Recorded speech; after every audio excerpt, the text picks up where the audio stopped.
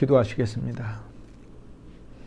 거룩하신 주 예수님, 생명의 양식이 되어주셔서 감사합니다. 보이고 만질 수 있는 말씀으로 우리에게 와주셔서 우리들과 교통하여 주셔서 감사합니다.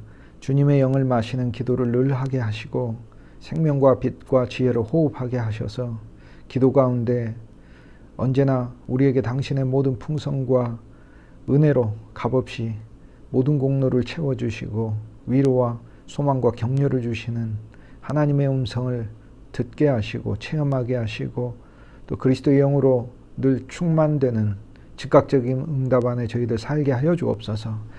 우리들의 마음을 더 여셔서 그리스도 예수를 더 좋아하게 하시고 주님을 따라가게 하시고 이 땅 안에서 저희들이 숨겨진 것 주님께 내어놓게 하시고 그리스도 안에서 저희들 존재와 세상이 무너지고 진멸되고 하나님께 드려져 바쳐지게 하시고 저희들의 여생이 우리 주 예수 그리스도의 아름다운 영광과 이름을 위하여 복되게 쓰임받게 하여 주옵소서.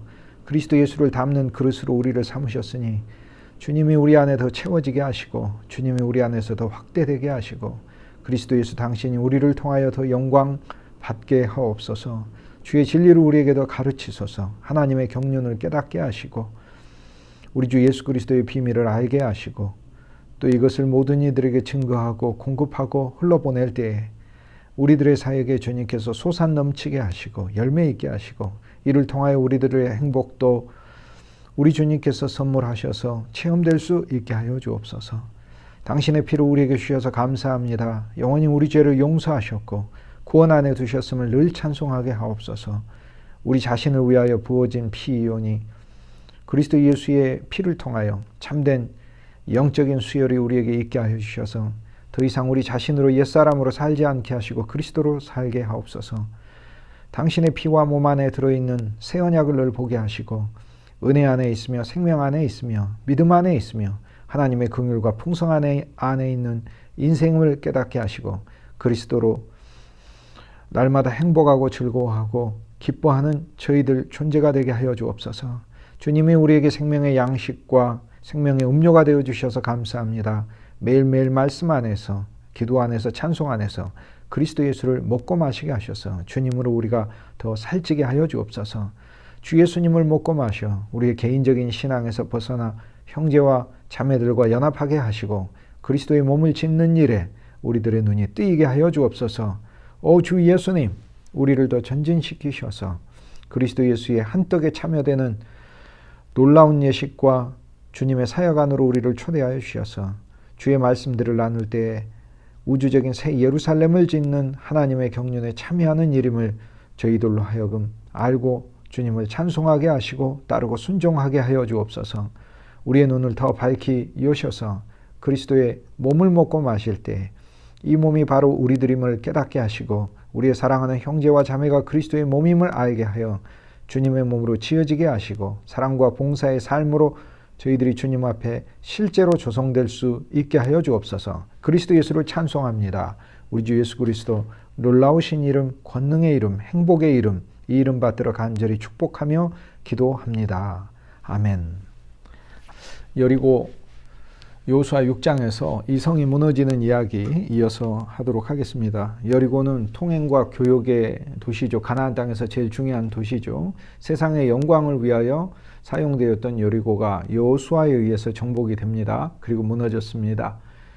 그리고 이 성을 다시 세우는 자는 저주를 받지만 그러나 그리스도 예수께서 오셔서 이 모든 사역들, 종교의 사역을 십자가를 통해 수행하시고 또 그분의 무덤에 우리가 함께 장사 지내짐으로 모든 것이 다 그분 안에서 진멸되고 종식되고 그리고 그분의 부활 안에서 우리도 함께 살아나 새로운 생명이 되었으며 그분의 새로운 여리고가 되었습니다. 이제 더 이상 우리 인생 여리고는 옛 여리고, 나의 개인적인 죄악과 세상의 영광만을 위한 인생이 아니고 주 예수 그리스도께서 삭개오라는 여리고에 사는 사람에게 들어가셔서 삭개오를 살리고 여리고의 동네를 살리셨던 것처럼 주님께서 오시면 오늘 우리들의 인생이 다시 새로워지고 하나님께서 오늘 우리들의 삶이 세상의 교역을 위한 것이 아니라 하나님의 경륜을 위한 하나님의 복음의 교역을 위한 통로로 우리 인생을 사용하실 것입니다. 여리고는 예루살렘에서 가깝지요.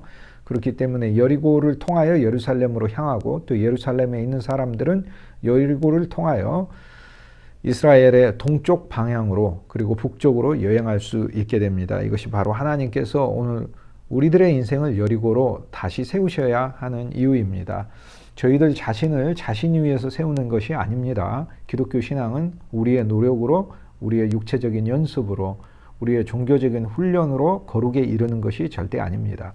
예수의 새 생명이 하나님의 말씀 안에서 호흡되어지고 우리 안에 체험되어지고 그리스도 예수가 새로운 생명으로서 우리 안에 거하시기 때문에 새로운 생명이신 그분이 우리를 통하여 행하시는 일이고 그분이 우리 존재에게 그분의 모든 것을 부어주시는 일이 바로 기독교의 본질인 것입니다. 그리고 그 일들은 점점 전진하여 그리스도 예수의 몸을 지는 일이죠. 요수아 6장에서 우리가 알아야 할 것은 우리는 그리스도에게 정복되었는가라는 것입니다. 여러분, 기독교의 기독이라는 말은 그리스도라는 뜻입니다. 그리스도라는 단어예요. 그리스도를 한문으로 하면 기독이죠. 그래서 야소 기독, 예수 그리스도, 한문으로 하면 야소 예수, 기독, 그리스도죠. 우리는 그리스도인입니다.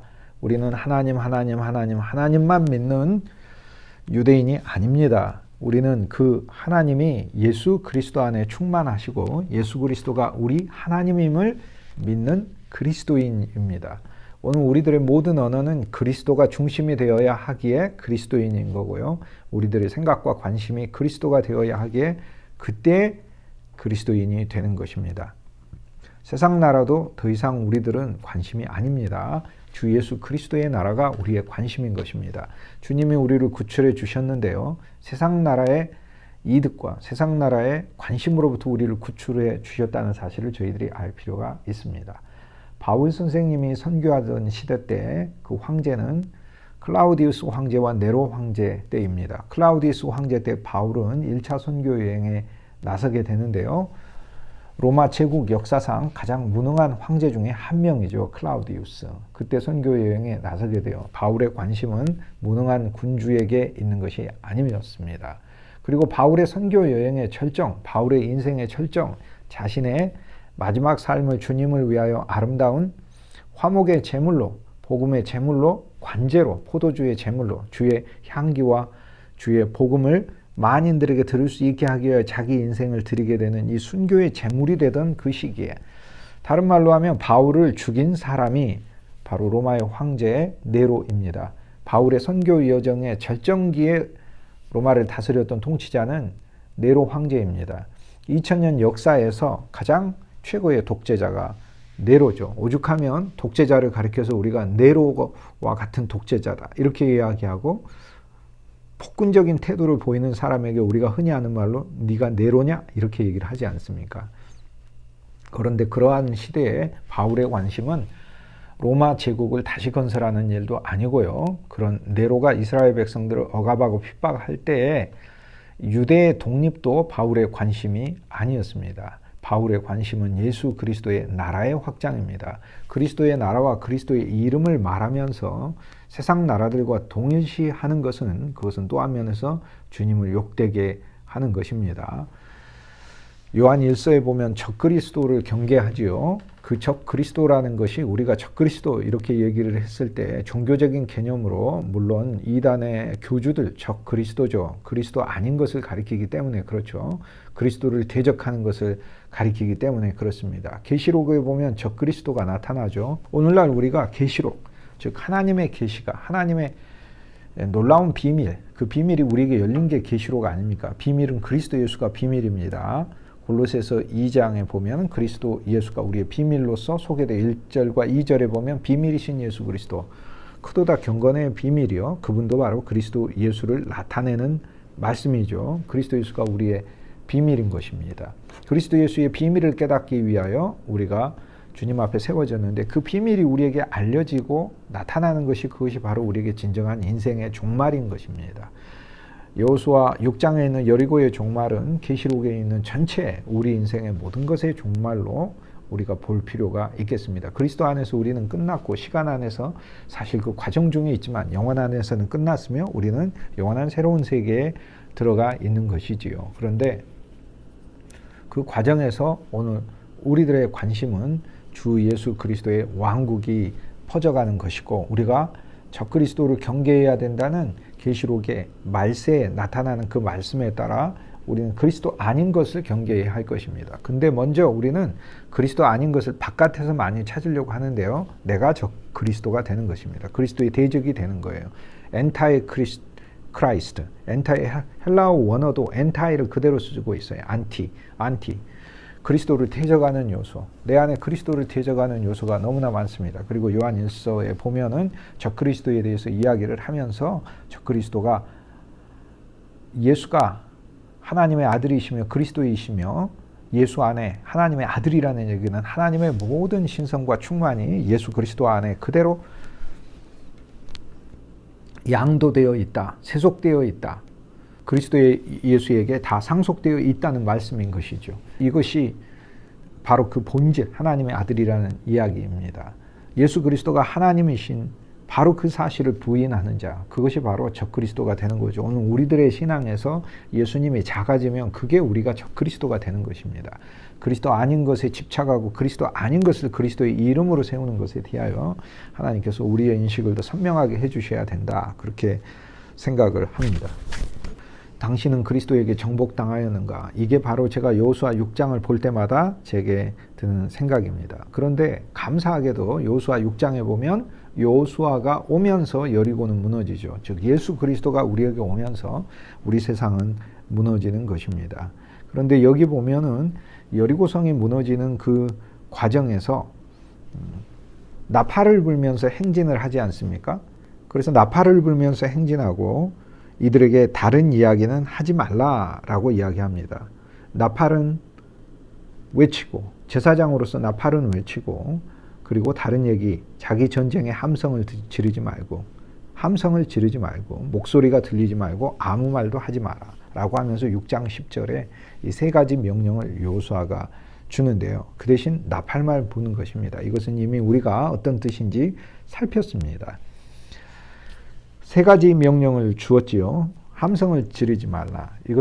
이 함성은 전쟁의 함성인데 자기 전쟁을 하지 말라는 거예요. 여러분, 우리가 그리스도 예수 안에 생명의 생활, 영안의 생활에 들어갈 때 우리에게 씨름해야 될 많은 문제가 있는데 그것을 내 주장과 내 관념과 내 목소리로서 이것을 관철하려고 하는 이제 그러한 삶이 우리에게 우리의 인생, 우리의 세속적인 세상이라고 하는 우리 각자의 여리고를 무너뜨리지 않는다는 사실이에요. 그러므로 제사장의 삶은 한면으로 우리가 나팔을 불지만 우리는 백성으로서 나의 전쟁의 함성을 내가 더 이상 외치는 것이 아닙니다. 이제 우리는 그리스도 예수 그분을 신뢰하고 가는 것이죠. 목소리가 들리지 말아야 된다라고 하는 것은 자기 주장을 말하는 것이 아니고 그리스도 예수의 음성을 늘 들으라는 이야기이죠. 자기 주장을 이야기하면 실패합니다. 여호수아 6장에서 한 장 넘어가면 여호수아 7장의 아이성 전투에서 이스라엘의 숨겨진 죄, 드러난 죄가 나오는데 드러난 죄는 여호수아를 무시하는 죄입니다. 그리고 자기 주장을 이야기를 해요. 저 아이성은 작아 보이니까 그 전략도 우리가 짜서 군대 숫자도 우리가 데려가겠습니다. 이렇게 얘기를 하죠. 우리는 어떤 일이 있어도 그리스도 예수의 음성, 하나님의 말씀 듣기를 선호하고 그리고 세상에서 얻어진 내 지식과 그리고 내 경험과 또 다른 이들에게 배웠던 그 원리들이 결코 하나님의 말씀 위에 서지 않도록 늘 주의해야 할 것입니다. 아무 말도 하지 말아야 한다라고 하는 이야기는 오늘 우리들의 입이 그리스도 예수 안에서 처리받아야 하고 아무렇게나 말하는 그러한 것이 아니라 성령에 이끌려 말하는 나팔을 부는 새로운 영적 생활을 이야기하는 것이지요. 사실 우리가 주님의 말씀을 전할 때도 전해야 할 말이 있는 것입니다. 우리는 아무렇게나 말을 하는 자는 아니지요. 여호수아 6장에서 제일 많이 나오는 단어는 수차 이야기했듯이 나팔이라는 단어가 성경에서 제일 많이 나온다고 우리가 이미 알고 있습니다. 그러므로 나팔장이죠. 그런데 이 나팔이 무엇인가요? 성경에는 나팔이 절기가 찾아올 때 나팔을 부르라고 했어요. 그러므로 그리스도 예수 안에서 우리는 제사장으로서 즉 하나님께 우리의 모든 것을 바치고 우리의 모든 것을 성막 안에서 다 활동하면서 하나님의 임재를 체험하는 자들로 사는 것이지요. 그리고 여호와께서 명령하신 여호와의 전을 짓는 일, 즉 그리스도의 몸을 짓는 일에 우리들의 모든 삶이 목적이 있는 것이지요. 여러분이 가정 생활을 한다 하더라도 여러분이 가정에서 제사장이 되어야 하고요. 여러분이 직장 생활을 해도 그 직장에서 여호와 하나님을 만날 수 있는 사람으로 여러분이 제사장 사역을 하는 것이지요. 저도 마찬가지죠. 교회 안에서도 우리를 통하여 그리스도 예수를 만날 수 있는 제사장 사역을 하고, 또 제사장은 지성소까지 들어가서 성소 안에 있는 하나님의 놀라운 영광들을 체험하고 이 성막에 있는 영광과 하나님의 축복의 말씀을 백성들에게 전달해 주는 자입니다. 제사장들이 백성을 축복합니다. 그러므로 오늘 우리들은 우리가 만나는 모든 이들을 그리스도의 이름으로 축복해야 할 것입니다. 나팔이 가장 많이 나오는데 우리는 영적인 제사장으로 나팔을 부는데 성경에서 절기에서 나팔을 불지요. 그리고 초대교회 교부들은 여기 7개의 나팔들이 바로 그리스도 예수의 7이라는 말은 온전함을 뜻하기 때문에 7 나팔이라는 말은 온전한 복음을 말하는 것으로 이해를 합니다. 이것은 오늘 우리들이 부분적인 복음을 말하는 것이 아니라 그리스도 예수의 온전한 복음을 말하는데 훨씬 더 선명하게 진리를 배우는 사람으로, 사도로 서 있어야 한다는 것을 이야기하지요.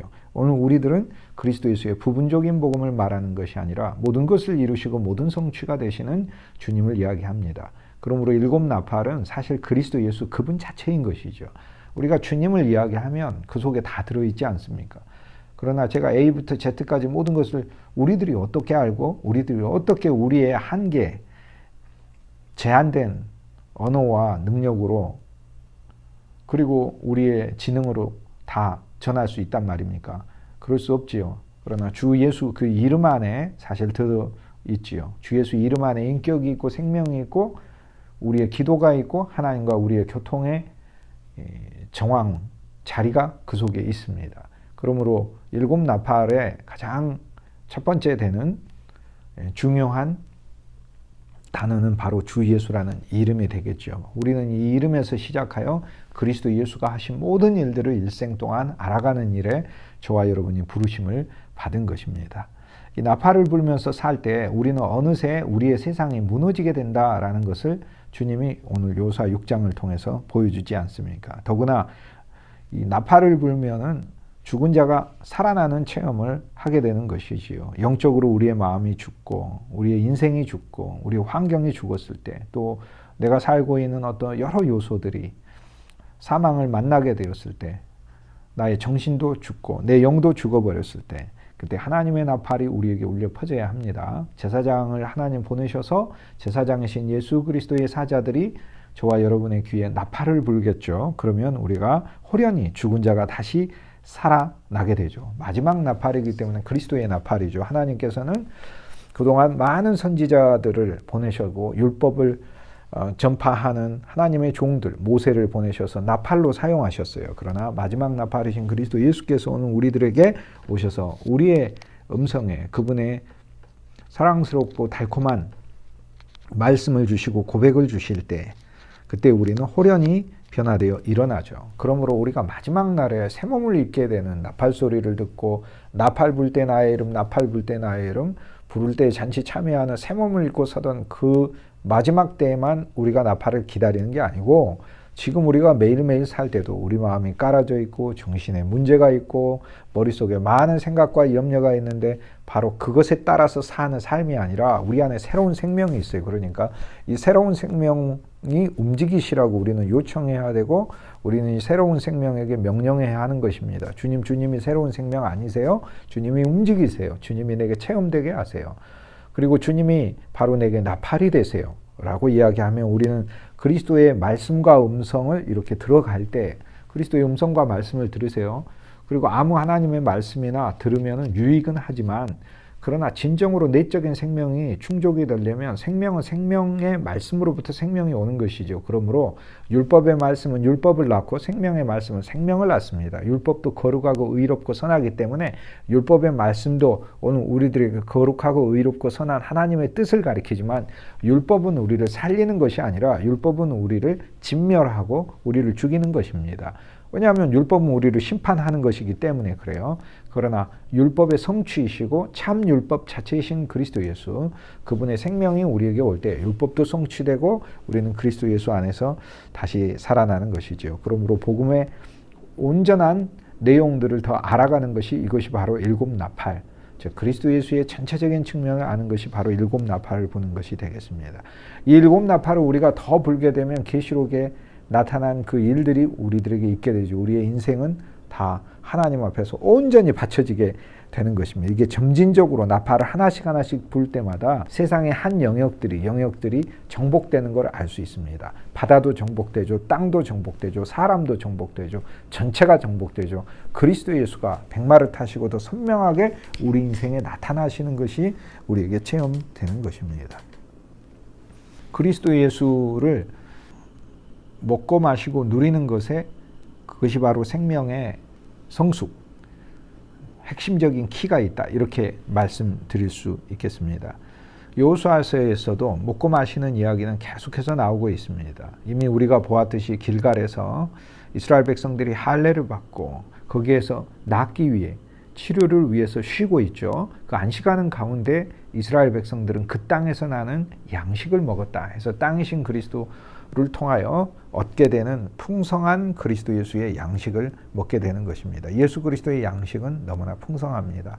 그리스도의 양식은 창세기에도 있고 출애굽기에도 있고 레위기에도 있고 민수기에도 있고 또 많은 하나님이 사용하셨던 믿음의 사람들의 삶과 그들의 말씀 안에도 그리스도의 양식이 풍성히 있습니다. 우리는 그리스도 예수의 양식을 먹는 것이지요. 성찬의 의미에 대해서 이미 살펴봤는데, 오늘 우리들이 성찬이라는 종교적인 행위만이 아니라 그리스도 예수를 먹고 마시는 삶이잖아요. 매일 여러분이 말씀을 보아도 한 면에서 여러분의 속사람은 그리스도 예수를 먹는 것입니다. 우리가 주의 말씀을 전해도 우리 속사람은 그리스도 예수를 먹는 것이고요. 또 우리가 예식으로서 성찬식이라는 어떤 교회 안에서 가장 중요한 이 순서를 가질 때도 우리는 그 순간 믿음 안에서 그리스도 예수를 먹고 마시는 것이지요. 이미 우리가 보았듯이 마태에 있어서는 그리스도 예수, 그분이 우리의 죄사함을 위하여 피 흘리시는 그 잔임을, 그것을 우리가 깨닫는 예식임을 보았고, 마가는 우리 존재에 대하여 수혈하시는 몸이죠. 누가는 그리스도 예수의 새 언약을 피와 몸 안에서 보자는 것이죠. 주님이 몸과 피는 우리의 저주만 말하는 것이 아닙니다. 그분의 새로운 생명을 우리에게 주시고 그리고 새로운 약속과 축복을 주시는 것이죠. 그분의 은혜를 말하는 것이고 하나님의 사랑이 부어졌다는 것을 발견하는 것이 새 언약입니다. 요한복음에 있어서는 이것을 먹고 마셔서 내게 생명이 넘치는 것을 이야기하고 하나님의 본질이 내게 들어오는 것을 이야기를 합니다. 사도행전에 가면 우리는 그리스도 예수를 더 먹고 마셔, 내 개인적인 신앙이 아니라 주님의 몸으로 우리가 성도와 교제하는 것을 알게 되고요. 고린도전서 10장에 가면 주님의 몸을 먹고 마시는 이유가 뭡니까? 우리가 성경을 배우고 하나님의 말씀을 읽고 내가 기도하는 이유가 뭔가요? 내가 알고 있는 어떤 많은 고민들이 해결되기 위해서 믿는, 언제까지나 개인적인 차원의 그런 목적에서 예수님을 믿는 게 아니라 한떡에 참여하기 위해서 그리스도를 먹는 것이죠. 즉 한떡이라는 것은 우주적인 그리스도의 몸, 그 몸에 내가 참여하는 것을 배우는 것이고, 작게는 여러분의 가정 안에 여러분의 식구들과 함께 그리스도의 몸으로 지어지기 위해서, 일터에서 믿음의 성도들과 함께 만나 그리스도의 몸으로 지어지기 위해 교회 안에 모든 성도들이 그리스도 예수의 몸으로 지어지기 위해 떡을 먹는 거죠. 여기 한 떡이 있는데 떡을 부셔서 떡이 이렇게 왔지만 이렇게 각자의 떡이 모두에게 나눠지는 것을 역으로 우리가 생각해야 된다, 그 얘기입니다. 이 떡은 저 한 떡에서 왔으니까 이 떡을 먹는 순간 우리는 역으로 다 한 떡에 참여되는 것이다 라는 것이 바로 고린도전서 10장이죠. 그러므로 우리가 먹고 마시는 것은 주님의 몸으로 지어지기 위한 것이다 라는 건데, 고린도전서 11장에 가면 여기서 더 한 떡을 먹는 것에 대해서 전진한다고 우리가 발견하게 됩니다. 제가 이것을 반복하는 것은 이것이 그만큼 중요하기 때문에 그런 것이에요. 그러므로 우리가 그리스도 예수를 먹고 마시는 이 영적인 일, 영의 일이죠. 그리고 성찬식이라고 하는 것도 하나의 나타난, 영적인 일이 나타난 일이죠. 이 전체에 대한 성경이 진보하여 우리에게 보여주고 있는 놀라운 비밀의 그 교훈이 있다는 것이고, 이것을 우리가 그 예시간에서 또 매일매일의 그리스도를 먹는 식사 안에서 우리가 이걸 누려야 한다는 것이지요. 고린도전서 11장에서는 두 가지를 살피고 먹으라고 하지 않습니까? 바로 내 자신이 그리스도의 몸이라는 사실을 알아야 하는 것이죠. 이제 내 몸을 살펴야 하는 거예요. 이제 내 몸은 그리스도의 몸인 거예요. 주님이 나를 소유하시고 나는 주의 일을 위하여 바쳐진 존재예요. 우리는 여호수아 6장에서 보면 여리고가 바쳐진 것을 보지만 여호수아 7장에 가면 우리 존재가 그리스도께 바쳐진 것을 봅니다. 우리는 아간 안에서 우리는 다 진멸된 존재예요. 우리 존재도 진멸됐어요. 우리의 세상만, 즉 여호수아 6장만 우리에게 임한 게 아니라 여호수아 7장도 우리에게 임한 것입니다. 그러므로 이제는 하나님께 바쳐졌기 때문에 오늘 우리에게 무엇이 있어요? 오늘 우리들의 삶은 하나님을 위한 삶이 되는 것이지요. 그리고 두 번째 구분해야 될 건 내 몸만 구분하는 게 아니라 주의 몸을 분별할 줄 알아야 된다 하는데 주의 몸이 뭐죠? 로마서 12장 5절에 보면 12장 1절엔 너희 몸을 하나님께 바치라 라고 말씀하고 있고 5절에 보면은 그리스도의 몸을 말하고 있어요. 너희는 그리스도의 몸의 지체라고 이야기하며 몸의 한 부분임을 이야기를 하는 거예요. 그러므로 1장의 나의 몸이 로마서 12장 1절에 나의 몸이 유명한 규절이잖아요. 그러므로 형제들 하나님의 모든 자비하심으로 너희를 권하노니 너희 몸을 하나님이 받으실 만한 기뻐서 흠양하실 만한 산 제물로 드리라 해서 우리 개인의 각자 몸을 드리는데 그 몸을 어디에 드려야 되느냐? 12장 5절에 그리스도의 몸 안으로 드려야 한다라는 바울이 이 놀라운 말씀을 우리에게 주고 있는데 이 말씀은 계속해서 성경 전체로 강조되고 있는 말씀이죠. 이것은 마치 여호수아 4장의 이스라엘 백성들이 요단을 건너고 이 요단을 건너는 육신을 처리하는 이유가 내 개인적인 신앙만이 아니라 12도를 짓기 위한 것이죠. 즉 12도는 12지파들로 12아들들을 나타내고 12지파들로 확장되는 그리스도의 왕국을 의미하고 이것이 바로 12보석과 같은 존재들로 가득 차 있는 새 예루살렘을 이야기하지 않습니까? 그래서 계시록에 보면 12지파도 나오고 각종 보석들이 나오는데 이 새 예루살렘은 저와 여러분이에요. 그러니까 우리가 이 땅에서는 세상에 버려진 돌 같았지만은 하나님께서 우리를 사용하셔서 보배로운 산돌이신, 보배로운 돌이시고 산돌이시죠. 보석, 보배로운 돌이란 말은 보석이란 뜻이에요. 보석이신 그리스도처럼 우리도 보석이 되어 이 땅의 보석이 되는 거예요. 여러분이 가정과 일터와 환경과 교회 안에서 예수의 생명으로 가득해서 생명을 누리고 살면 그 삶 자체가 하나님이 우리를 존중하게 여기셔서 이 땅에서도 보석이 되지만 우리의 영적인 본질이 하나님이 우리를 통하여 하나님의 건물을 지으시는 것이다 라는 것입니다. 예수님이 가이사랴 빌립보에 제자들을 데리고 가서 거기에 있는 많은 큰 돌들로 지은 우상 성전들을 다 보이시고 내 교회를 지으리라 이렇게 말씀하셨어요. 그때 베드로와 제자들이 이렇게 손을 들고 질문하지 않습니까? 예수님은 돌이 어디 있어요? 예수님은 저 큰 돌들이 있으십니까? 저 돌들 깎고 저 돌들을 캐와가지고 저것들을 통해서 건물을 지으려면 돈도 많이 들 텐데 그리고 돌들이 있어야 예수님은 이 일들을 지을 텐데요 라고 이야기하니까 눈에 보이는 성전 수준만 눈에 보이는 신전 수준만 생각하고 있는 제자들에게 예수님 뭐라고 말씀하셨어요? 너는 베드로라 라고 얘기하면 베드로 이름이 뭐예요? 반석이잖아요. 돌이란 뜻이잖아요. 큰 돌이라. 너는 돌이라 큰 돌이라 이렇게 말씀하셨잖아요. 이 돌 위에 내 교회를 세우리라 라고 말씀하셨잖아요. 이 돌이에요. 그래서 베드로 너를 중심으로 해서 네가 돌이고 또 너 위에 또 다른 성도를 돌로 해서 내가 내 성전이란 걸 지으리라 라고 하는 거예요. 그러니 예수님의 성전이 우리 각자가 주님의 돌이 되어 지금 우주적으로 전 세계적으로 지구적으로 지금 그리스도의 몸이 지어져 있는 것이지요.